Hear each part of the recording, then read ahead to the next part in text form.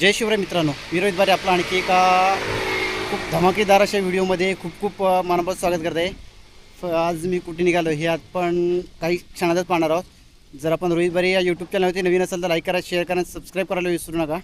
चला तर सुरू करू व्हिडिओला. आपण आता आलेलो आहोत चिखली या ठिकाणी आणि ह्या ठिकाणी पशु खरेदी विक्री चालणार आहे. आता आज आहे दुसरा दिवस आणि त्या मानाने अजून लोकांनाही शेतकऱ्यांनाही माहीत नाही आहे की नेमकं खरेदी कुठे होते काय सगळ्या गोष्टींचं. तर आपण ह्या व्हिडिओच्या माध्यमातून शेतकऱ्यांपर्यंत पोहोचण्याचा प्रयत्न करणार आहोत. जर आपण व्हिडिओमध्ये नवीन असेल लाईक करा, शेअर करा, सबस्क्राईब करायला विसरू नका. आणि आपण आता आहोत चिपळूण घोघर मार्गावरती आणि चिखली या ठिकाणी आपण पाहू शकता कुठे खरेदी विक्री केली जाते ती. हा इकडे घोघरकडे रोड गेलेला आहे आणि हा आपण आहे चिपळूणकडे रोड. तर आपण इथं वीरांगणा सती स्मारक आहे, इथे ह्या ठिकाणी खरेदी विक्री केली जाते. सुंदर अशी जागा इथे आणि म्हणजे संपूर्ण झाडं आहेत आणि त्याखाली खरेदी विक्री केली जाते. आता हा बाजार दुसरा दिवस आहे त्यामुळे थोडं काही नवीनच आहे तिथे, अजून लोकांना माहीत पडलेलं नाही आहे. नमस्कार, आपलं सगळ्यांचं रोहित बारे या यूट्यूब चॅनलवरती खूप मनापासून स्वागत करतो. मॅडम जरा मला आपलं नाव सांगू शकाल? मी रत्नागिरी जिल्हा कृषी उत्पन्न बाजार समितीची संचालक आहे, स्नेहल सचिन बाईत. ओके. तर आपण आता आलेलात घोघरमध्ये. आपल्याला कृषी खरेदी विक्रीसाठी प्रोत्साहन कसं करायला शेतकऱ्यांना? शेतकऱ्यांना खरं तर रत्नागिरी कृषी उत्पन्न बाजार समिती आणि चिखली ग्रामपंचायत यांच्या संयुक्त विद्यमाने ह्या उपबाजाराचं आम्ही उद्घाटन केलेलं आहे. आणि या उपबाजार चालू करण्याचं उद्दिष्ट खरं हे आहे, कोकणामध्ये फक्त भात आणि नाचणी हे भात शेतीवरच लोक अवलंबून आहेत.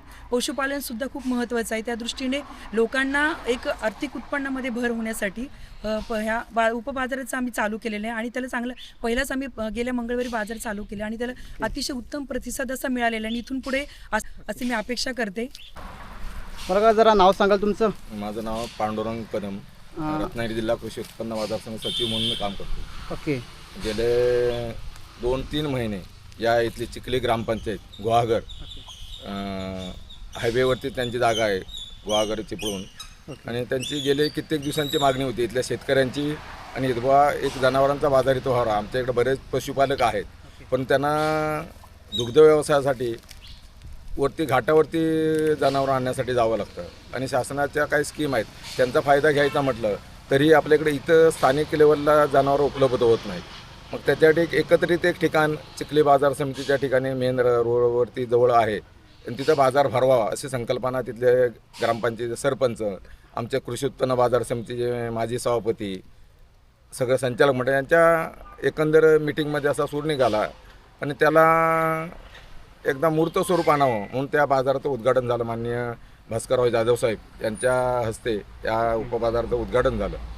आणि त्यानंतर गेल्या मंगळवारी हा पहिलाच बाजार भरला.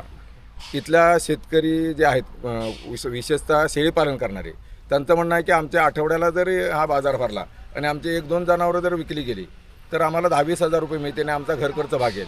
आणि आज 50 ते 60 पशुपालक या गुहागर चिपळूण या भागामध्ये आहेत आणि त्यांना आम्हाला मार्केट इथले जर मिळालं तर आमचा हा जो शेतीचा व्यवसाय आहे त्यालाच हातभार लागेल आणि आम्हाला एक जोडधंदा या भागातच आम्हाला निर्माण होईल.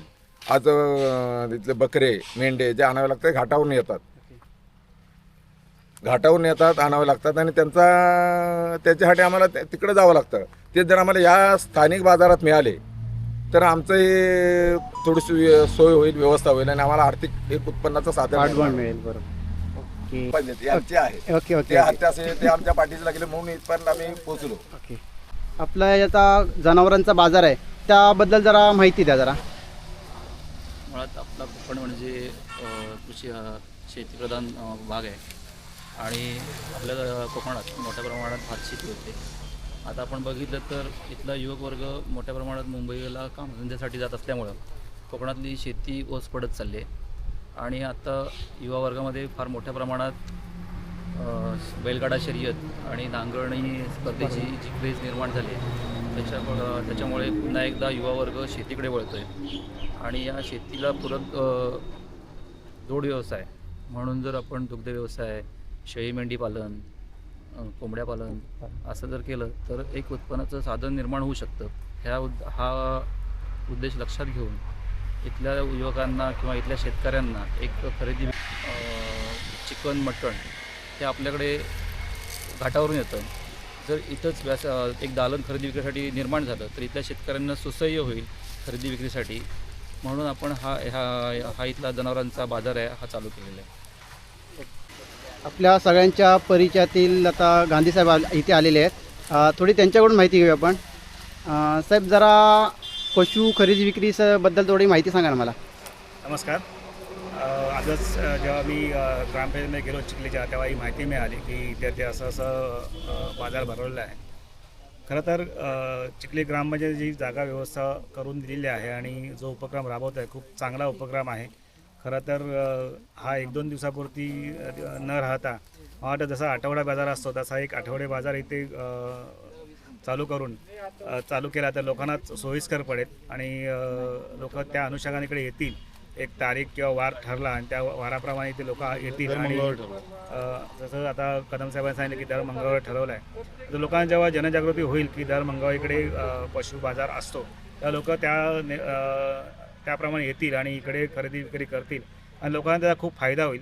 म्हणजे जसं कोंबड्या असतील, बैल असतील, गायी असतील, म्हशी असतील, जे काय असेल ते पशु असतील, त्या पशूंचं जे लोक बाहेरून इकडे विकायला येतात त्यांना पण चांगलं मार्केट मिळेल आणि इकडे जे स्थानिक लोक आहेत त्यांना पण तिथे चांगल्या प्रकारे जे पशु आहेत त्यांना मिळतील अशी अपेक्षा बाळगूया. आणि ह्याला चांगला उपक्रम हा चांगल्या मोठ्या प्रमाणात पुढे होईल आणि आमच्यातर्फे जे काही मदत हवी असेल ती पण आम्ही 100% प्रयत्न करून ती मदत द्यायचा प्रयत्न करू. आणि ते जो पशुचा जो बाजार चालू केलेला आहे तो मोठ्या प्रमाणात कसा होईल त्याचा आम्ही नक्की 100% प्रयत्न करू. जरा या ठिकाणचं नाव सांगा जरा. इथल्या ठिकाणचं नाव कदमवाडी, धाकटी राठी, सतीचं ठिकाण असं याला म्हणतात.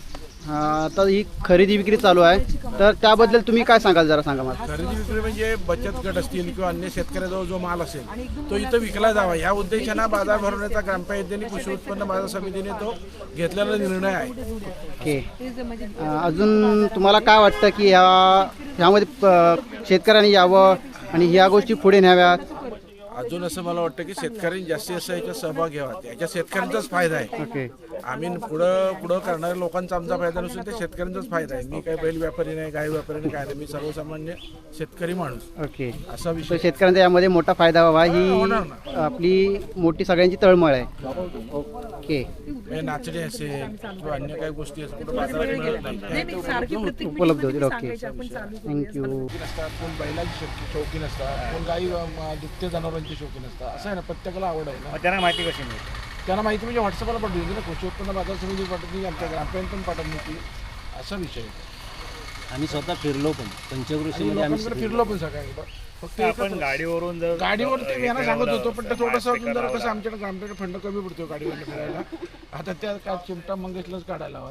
हे कसं बुवा ते एकदा गाडीवर फिरवा आहे ना, सांगून गाडीवर फिरलं तर बरं आहे. हे लोकांना माहिती मिळते, लगेच लोक घेतात. माझ्या जिल्हा परिषद गटामध्ये फिरायला पाहिजे, गाडी मी भोंगा पाहिजे, गाडी पाहिजे, मी तुम्हाला देईन, फिरवा. ते फिरायला काय रिक्षा पाहिजे, रिक्षाला भोंगा लावायचा आहे आणि जे रेकॉर्डिंग करायचं ना, आमचा राहुल रेकॉर्डिंग करून दे. करा ना, म्हणजे बघ कसं एक काय करायचं, एक लाईव्ह रेकॉर्डिंगच करून ठेवायचं आणि ते फक्त फिरवत राहायचं. आमचा राहुल आहे ना ऑफिसमध्ये, तो रेकॉर्डिंग करतो. हां, त्याला तुम्ही सांगा काय रेकॉर्डिंग करेल.